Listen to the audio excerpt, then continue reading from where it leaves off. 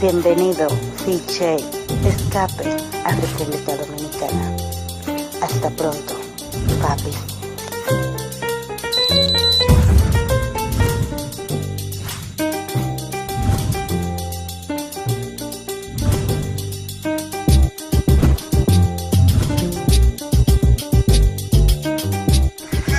Big J, take one. This is Big J Escape to the Dominican Republic. I'm joined by the man himself, Big Screalla. Wagwan, hey, what's going on, man? Long time I ain't bucked this, but I think last time we bucked up was February. Yeah, it's been a minute. So the world's gone upside down since there, my brother. So listen, man, again, I'm privileged to be in this guy's home. Me and this brother have been chopping it up on the phone, left, right and centre. And I've just seen, I remember actually you saying to me in February when we were talking about the music, you were like, look man, I'm just going for it now. I haven't got time to be playing about no more. You're just going for it. And like I've seen the progression after progression and the hard, obviously I haven't seen the hard work. Sorry, my camera. Haven't seen the hard work, but the work, I've seen the after effects of the work. And I have to say, I mean, especially out here getting mine. Yeah.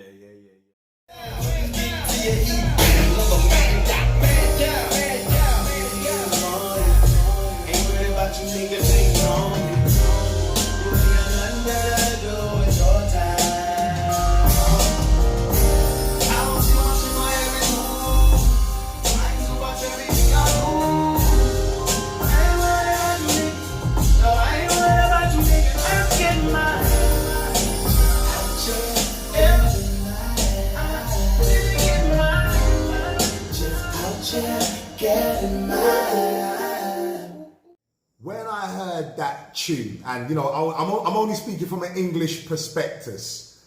When I heard that tune and when I played that song for a lot of my bedrooms and friends, they could all relate to that song. It was just like, they didn't even know you, but they caught everything you said. How did you, what came about making that song? Well, it's a deep tune. It's a deep tune. I mean, but it's just real life. Once you're in the streets, it's always somebody that's gonna be jealous of you. Yeah. Depending on what you got, it might be your closest friend on what you got. It might be a female that know you got it, but she want it, so she'll set you up to get what she want and put somebody in for her cut. You know, so it's just street life. You know what I'm saying? If you in the streets and you know you getting it, you always know somebody trying to take your spot. What was the inspiration for it? Was it just the street life? And what did you wake up? I mean, was it lyrics that you wrote ages ago? You just woke up and thought, you know what? Was it something that was happening in your life? What led you to actually write that song? Well, honestly, I don't write at all. Wow. Everything is straight from the brain, straight to the mic, and then I edit as I go along. Oh, okay. That's something that I've just learned now. Damn. Yeah, man. I don't have time to sit there and write. All my music is based on emotion. So depending on how I'm feeling at that time is what you're gonna get. Wow. See, now that's an exclusive for me. I didn't even know that. So basically, you just went on the mic and just chopped it up, changed a few things. Well, I don't have to chop because as I'm performing, as I'm rapping, I have the picture in my brain. So I'm just visualizing what I'm saying and I'm explaining to y'all the details of what's going on up here. So it's easy for me. And it's stuff that I've been through, being in the streets and having people seeing that I got a lot of money, or, you know what I'm saying, I got a lot of women around me and everybody love me. Now they like, shit, I want to take what you got. Because when I heard the tune, as I said, I can't even put it into words, and I'm being honest, this is just not even no act. Like, it's like you painted, like when you done that song and I heard that song, it's like you painted a picture. I could sort of, it was like, I wouldn't say movie, but it was like, when I was listening to your lyrics, it's like everything that I went through, dealing with the haters, you know, just in normal life, it just summed up not to be disrespectful, it was just such a simple delivery, but a big message that everybody can relate to. And not much people can do that. Not many people can do that. But you don't have to put 100 on 10 all the time. If it's a real story, the people that's living that life, they're gonna feel it. They're gonna understand it. So my message and my story and my life is not meant for everybody. It's Right. meant for the people that went through that, to get them some motivation, let them know you can make it out this situation, and you can do whatever it is that you want to do. Right. So we're here now. The album's dropped. Yeah. And is it today it dropped? Dropped today. Whoa. So do you want to just plug the album quickly for those who don't know? Hey man, Bright, Brilliant, and Black is out today. It's on Spotify. It's on, if you search it, if you're making the post on Instagram and Facebook, it's on there. It's on Tidal. It's on Google Play. It's on Amazon. Anywhere you stream music, you listen to music, you save music, anything you like to enjoy and listen to, YouTube as well. You can type in Screalla, Screalla, Bright, Brilliant, and Black, with the black man with the hoodie, gold teeth, crown on his head, the skull. Hey, that's me right there. The artwork is crazy. I'm never gonna lie. When I saw the artwork, I was like, "Now that's different." But you didn't stop there. You didn't stop there, because especially when we got the video, I was like, because actually, I hit him up and I said, he said he said, "Yeah, I'm doing the video." So I said to him, when he gave me the date of the video, I was like, "Why do you have to have parties, shoot videos when I'm not there?" But that's another story altogether. That's another story altogether. But you didn't stop there. You came back with boss moves. Oh yeah. And yet again, I missed the video shoot, but I wouldn't have looked good in the video. It was all women, and you know what I mean. I would have spoiled the whole thing, you know. So you came back with boss moves. As I chill on the balcony of my mansion, I can hear them people say that boy go again. Versace robe on, chillin', feeling good as fuck. 5 dime pieces in my room to serve me up. Skrilla Basquiat, picture in my living room. Who would've seen a project nigga living like I do? Italian leather on my feet when a nigga step. Versace silk on my back, you know I'm fresh to death. Nothing but champagne for my beverage. Early morning mimosas, it's time to get it in. Naked bitches in the crib. I mean, literally, you didn't even let that one read, because that one didn't even finish breathing. You just came in with boss move. You just hit them with that. So yet again, and another thing I must say, please go and watch the boss moves video, because one thing I can say I like about Screalla, he doesn't talk about fake crap. He doesn't at all. Everything that he talks, I mean, obviously I haven't been in his life 100%, but I can vouch for boss moves. That is his house. It's his house. It's not, you know, it's not a prop. He lives there, okay? The bed that he said that he woke up in is his bed. Yes, the jury wasn't rented. I'm not gonna bait you out there. We're not gonna talk about the women, so you know, I ain't gonna do that, yeah. But everything was his in the video, okay? Everything was his. So better believe it. Man, you dropped boss moves. I mean, how did that come about? Because, I mean, you didn't let the other tune breathe. You just went, well, I mean, it was no need. 30 days after I dropped Getting Mine, we started shooting boss moves, but I had a plan already. Right. I knew I was gearing up for an album release, so I had to feed the people the content so they can anticipate the album. So, if I have a street record, and given how the album is synced in the storyline, I had to go with the next best thing. And plus, that was my opportunity to show off the house. Nobody really seen the house. They seen some shit on live. They seen a little bit on pictures or whatever. But that was like my introduction to semi-MTV crib. So you can really see how I get down. So I'm opening up a little bit more to the people so they can see what's going on, but not too much. It's his house, and I'm actually fucking hating, honestly. It's a beauty. I've been around the house, and anyway, we ain't even gonna go there, because my haterism is gonna come out, and the interview's gonna stop. I'm gonna start getting salty and bitter. He's gonna kick me out the house. It's gonna end up on YouTube. We got beef, and it's gonna get all stupid. Anyway. Hey, you know how these YouTubers is. They're going to go ahead and beef that story up too. They're gonna beef that story up too, of course. You live in the Dominican. You're from Chicago. You're born and raised in Chicago. And what made you come to the Dominican Republic? Obviously, what made you come to the Dominican Republic and do music? Because some will say, Screalla, why don't you just stay in America and just do your music? There's more opportunity there. You got more plugs. You got more links. What made you just think, you know what? I'm gonna pack up everything, come to the Dominican Republic, get my house, and just concentrate on my shit. I don't know if that's answering the question per se, but in your own words. Well, I came to the Dominican Republic. I went to Punta Cana first, years ago. Okay. And I like the country, but my uncle, Big Mike, he said, hey, I heard you went to the Dominican Republic, but you need to come back with me. So I said, all right, cool. So 3 months later, I was in Sasua. Oh, okay. So Sasua, okay. I fell in love with just the beaches, the weather, the food.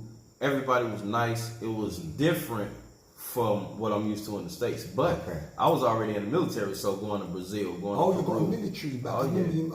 Okay. I didn't want to touch on that because I don't like asking things about, but we can see the dog tags. So how long did you serve in there? I did 7 years. I did Navy first, Army second. Wow. I went to Iraq twice. You know, as they say in your country, thank you for your service. No problem. But yeah, you know, that's just the right thing to say. I hear a lot of Americans say that to each other. Thank you for your service, you know. But yeah, go on, continue. But yeah, during my time in the military, it opened my eyes up to see how people really live outside of the States, how spoiled Americans are. So you were traveling, I take it you traveled to a lot of countries. All even Germany? No, I didn't go to Germany. Okay. I went to Brazil, Peru, Chile, Slovenia, Italy. I've been all over the world. Singapore, you name it. You know, so you're well traveled, So, you know, that was my thing. I never really wanted to live in the States after my experience. Well, I'm going to say actually before my experience, I was fluent in French during my high school years. Wow. But I haven't spoken in so long, I don't remember. I was planning to move to France during my high school years. Wow. So, but that didn't work out. So, I continued to travel, do my thing, get my passport and all of that. And I fell in love with it when I came over here. But Sasua was too much for me. Yeah, that's what I found. I'm not into the business of people hassling and hustling and trying to get money every day. You've been around that so, and you don't, But my second time after coming with my uncle, coming here, I stayed for 30 days in Puerto Plata.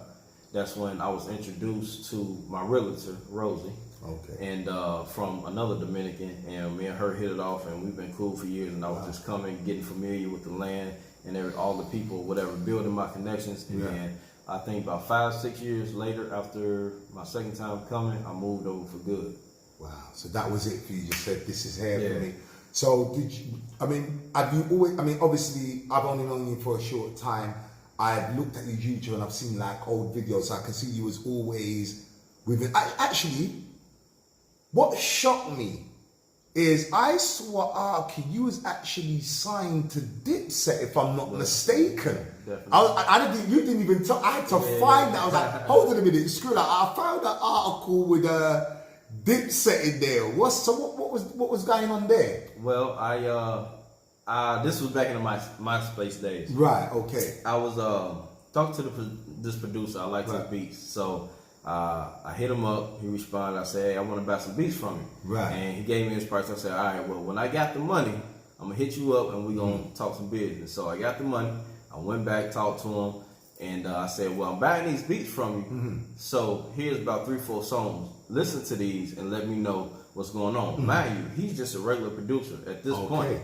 I'm not knowing what's going on. So he listened to the songs. He hit me back. He said, "Well, shit, I like the music. I like where you going." He said, "I just got a production deal with Dipset. I'm under Freaky Zeke, and I'm going to pull you in." And I'm like, all right, whatever. People say shit all the time.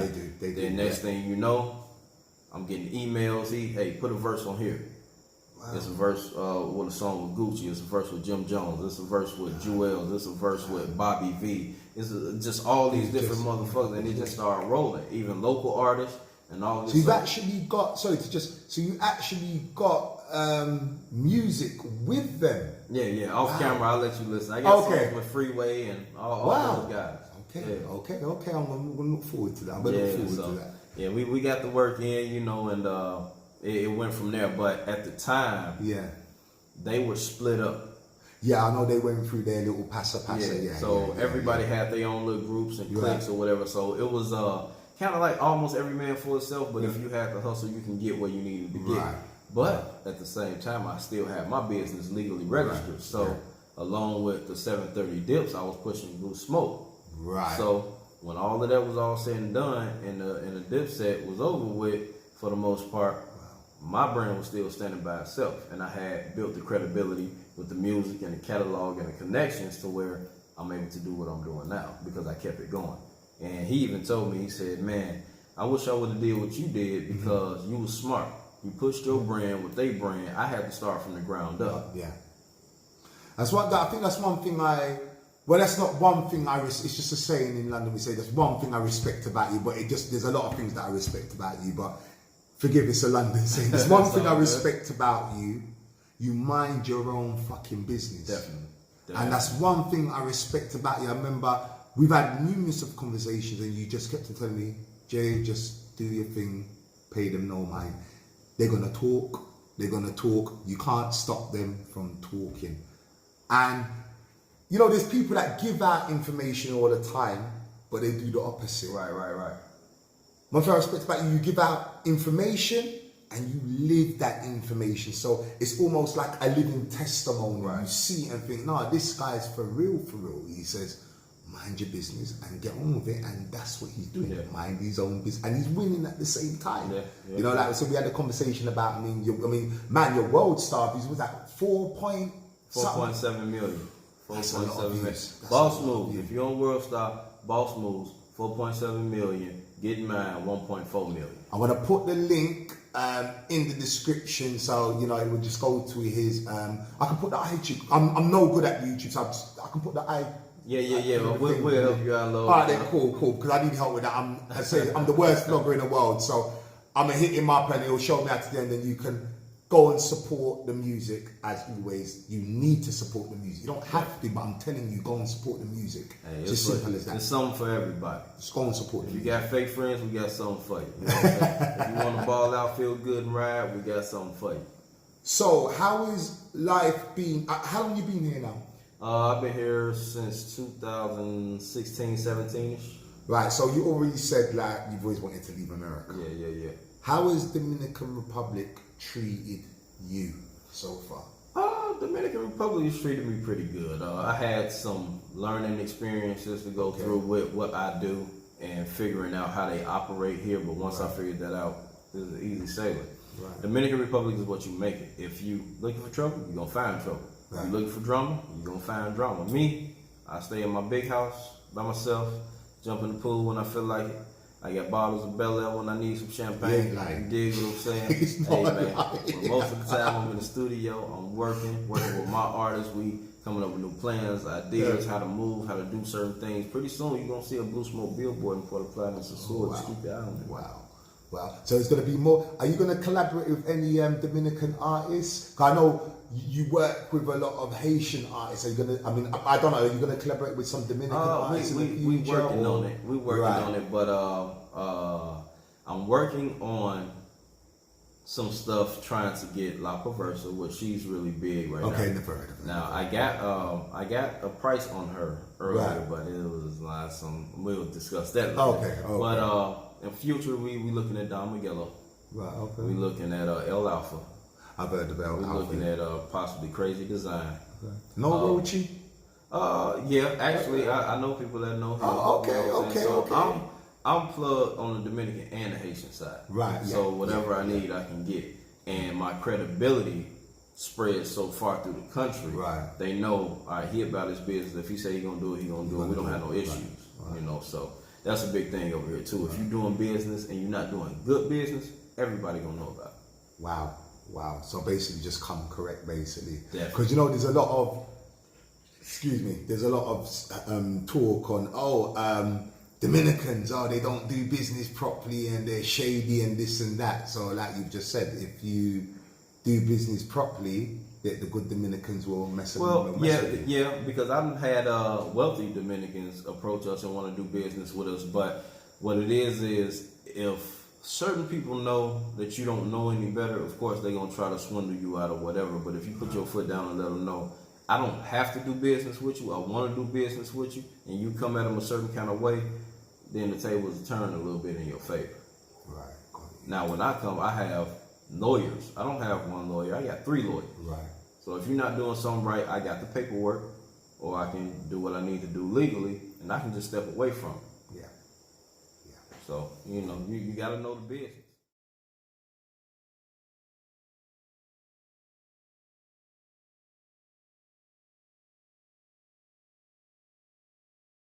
Later, after my second time coming, I moved over for good.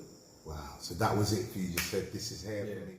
Actually, what shocked me is I saw Arky, you was actually signed to Dipset, if I'm not mistaken. Definitely. You didn't even tell. I had to find that. I was like, hold on a minute, Screalla. I found that article with Dipset in there. What was going on there? I think that's one thing well, that's not one thing it's just a saying in London. We say there's one thing I respect about you, but there's a lot of things that I respect about you. But forgive, it's a London saying. There's one thing I respect about you. You mind your own fucking business. Definitely.